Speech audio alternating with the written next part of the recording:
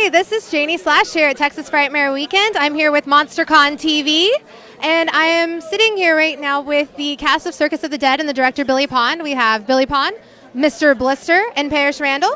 So tell us a little bit about your movie. You officially just got it on DVD and Blu-ray, right? Yes, after like a 3-year wait or a 3-year trial, we finally got it on there. And thank God, because there's a lot of people been coming by this weekend trying to get their hands on one. So we're glad. Awesome. Yeah, I've been sending lots of people this way. I'm like, you have to see Circus of the Dead. Once you see it, you can't unsee it. No, you definitely can't, especially Mr. Blister's part. What was it like filming and everything? It's a lot of hard work, but it's also a lot of fun, and it's just trying to do something different and tell a good story and, give the fans something that they'll remember. Mr. Blister's a pretty crazy, badass character. So was it hard to get into that kind of character? Is it kind of a big departure from how you really are? Or are you just Mr. Blister all the time? That's pretty much me, except I have a conscience, and Mr. Blister does not. Oh, so you're Mr. Blister with like a little angel devil shoulder conscience thing. Cool. Parrish Randall, your character went through quite a bit of trials and tribulations. What was that like? Did you have to do anything special to mentally prepare for it? Well, actually, the great thing about Circus of the Dead was, as any good film, as is the case for any good film, it begins with a good script. We had a great script to work with, and as well, working opposite Bill Oberst Jr. I mean, he and I both are method actors, so he really became Popcorn, and I really became Don. I feared him, and he hated me, only in characters, okay? So the more I would scream in pain and fear him, the more he would pummel me, and it worked, and we had a blast. Awesome. Yeah, it definitely comes across well on screen. Your chemistry is great. You can tell that you fed off of each other great. It's such a good movie. It's such a strong movie. Whatever it is, it is. So what's it like to be an independent director in Texas? What do you find? Do you find the film community supportive? I don't find the industry supportive, but I find the fans and the diehard horror fans that come out supportive. I mean, there's none of us that work in indie that do this for the money, because we're not getting the money. So I just want to make the best movie I can make at the end of the day. That's all I care about, because that's what the fans will love forever. They'll buy your T-shirts, 30 years, 40 years from now, because they love the movie so much. That was my goal. How long did it take to get it filmed from start to finish? From start to finish, just the film, it took us about a month and a half, but we were on a pretty fast shoot schedule. But to edit it probably took about a year. Was it true that there 2 edits of it? Yes, there is 2 edits of it. We showed one here at Frightmare 2014, I believe, and I want to say it was about 2 hours and 5 minutes. Now we're down to 1:45, but we just cut a little bit of the fat out. Okay, awesome. I never saw the original. I saw the edited one, so I'm not too sure about what the 2-hour one. Well, there's a lot of those, that the things that we cut out of it is on the bonus features of the DVDs and Blu-rays and the special features, so it kind of makes it all up there. Awesome. I'll have to check it out, because I think we got a Blu-ray or a DVD. So, what's it like wearing this makeup all day? I wore it so long when we were doing the movie, you just forget it's there half the time. And even if you're just walking around, you forget you're looking like this, and people get kind of startled and stuff. So it's still fun. It's easier to be the character when you're wearing the makeup. It's like wearing a mask almost, but even though it's only skin, not like a real mask, but it's still, you feel more like the character. So. That's awesome. So you really delve deep into that character. You were a great sidekick to Bill Oberst Jr.'s character, Popcorn. What was it like working with him? Oh, he's great. I'm just trying to stay out of his way. Bill's doing his thing, and I'm just trying to stay out of his way and try to not look like a fool next to him. So. You definitely did not look like a fool. You're my favorite. Oh, thank you. I like Mr. Blister. I've been stalking him all weekend. Well, that's sad for you. I really like how you bring all this special cool merch with you to Texas Frightmare Weekend every year. Well, that's the stuff we grew up on. We dig that stuff. The old Viewmasters we had one time. We had some soda pops. I think we're going to do some Popcorn dildos next year. Is that like a bonus, the box set with the special feature dildo? They're still just in the test range. We're still trying them out. Oh, okay. Okay, sampling, testing. Do you have like a whole little testing area, testing people? Mm-hmm. Yeah, we try to do everything with them. We've shot them, to see if they blow up with guns, and done all kinds of things. Put them up in ceiling fans just to make sure they don't hurt anybody. You myth busted them? That sounds like an episode of Mythbusters. Yeah, that's what we did. We try to do that. Shot them into space. Yeah, shot them into space. Yeah. Actually, I heard it made it to Uranus. Yeah. We did a few orbits. Those kind of scare me, actually. I don't know how I feel about those. I'll stick to the temporary tattoos and the candy cigarettes. I do. Like, what makes you come up with the unique merchandise that you have for your fans? Honestly, it's just the stuff that we loved in the past. It's a mixture between that and what clowns would be into, kind of things. Just fun stuff. At the end of the day, I mean, we made a serious movie that it has some humor in it, but we're filmmakers and we like to have fun just like everybody. So when we're all on the set with Parrish and everybody, we cut up, and I think there's times we had him chained to the chair, and once he was chained to the chair, I'd come and fart on him, and everybody would run out of the room, and he'd be stuck still chained to a chair. See, so we like to have fun when we do this kind of stuff. Is that true? Were you traumatized?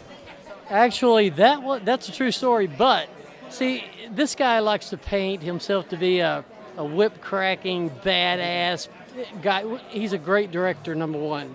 Got to say that. Number two, the chair story, because in that scene it was the interior clown trailer, and I was tied up in a chair, and Bill was tormenting me when they would break for camera resets. And, during that process it takes a while, so everybody would go out to craft services, etc. I actually told Billy I wanted to stay tied up and taped up. I could hear everybody outside at the table having a good time, but that actually helped me further immerse myself into that feeling of isolation and everything that Don felt.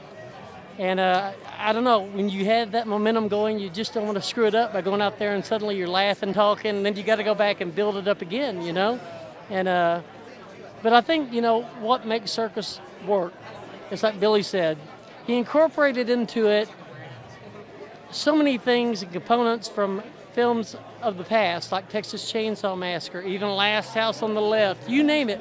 Those films that were watershed moments within horror history that we've all been really influenced by, you'll see shades of all those things in circus, but in what is an original story. When I read the script, I knew, wow, I've not read a script like this before. And Billy drew from real life in many cases when he actually came up with a storyline for circus. I won't say whose life, but and essentially he incorporated components of Chainsaw, Last House. There's even moments of Halloween in there, I would say.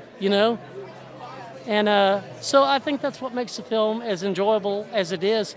And I'm just pleased that the fans really enjoy it, and everybody has really, really positive things to say about it. And so that's a real honor to all of us.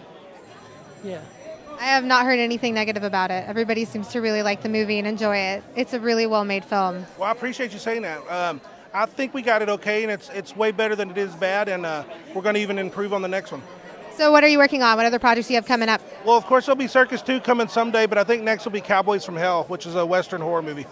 Are you in Cowboys from Hell? Yeah, he'll always work with me. I'm known to wear a cowboy hat occasionally in films, so if Billy says there's a role for me, I'm there, Awesome. Are there lots of film opportunities here in Texas? Do you keep pretty active working? It seems like it. I was talking to someone about this earlier. As an actor, yes, there are a number of opportunities in Texas, and when there's not, you do have to venture out and you work in other states because you have to keep working. You have to pay bills. I have a wife who gets really mad at me and cranky if there's no food.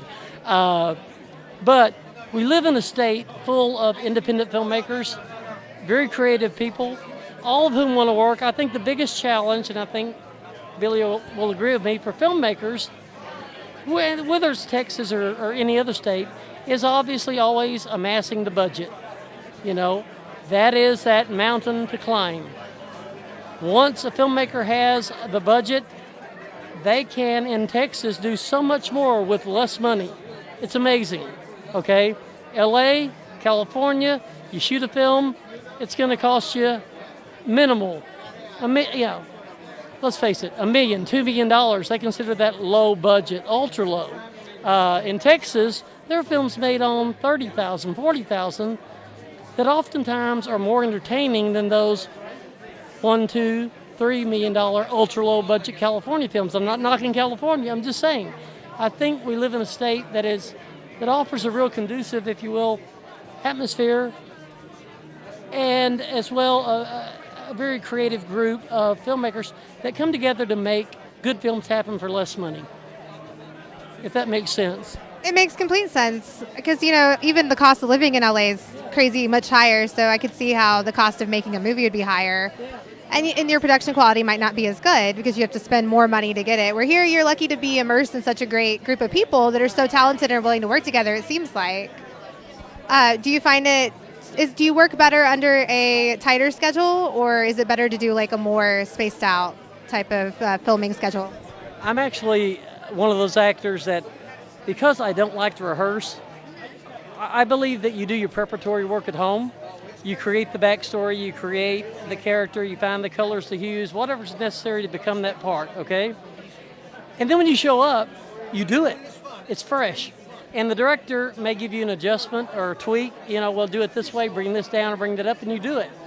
A lot of actors like to rehearse and go through the scenes and they're blocking, etc. I don't. So, because I find that it takes the edge off, that kind of fresh, raw edge that you bring when you do it only the first or second take.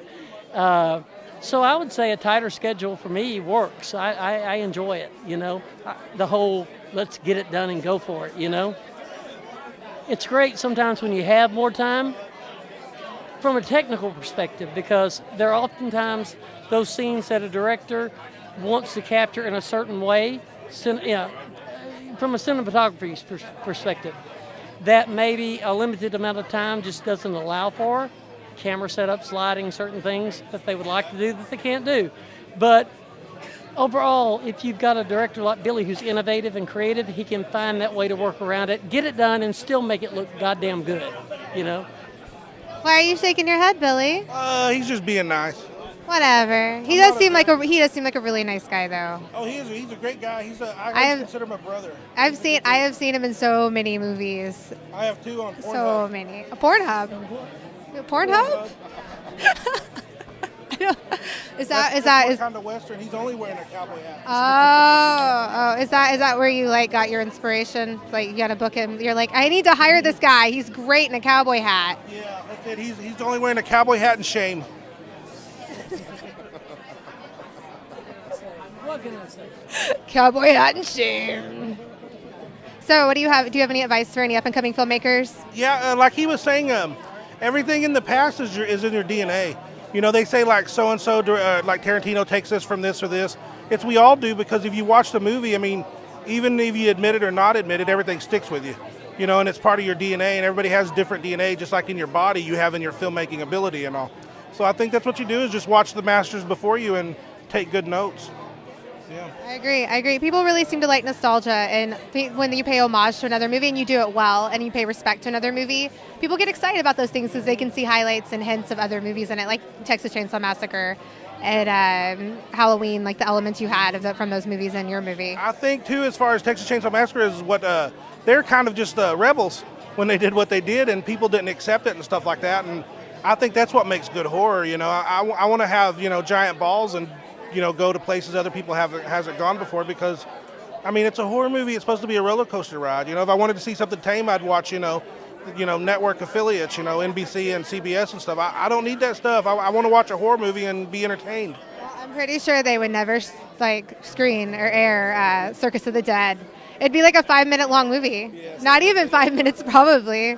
And it wouldn't. Yeah. It would not make sense. It would be like the opening credits where they just show they show the circus. Yeah. That'd be about it. Or it'd make one hell of a music video. Yeah.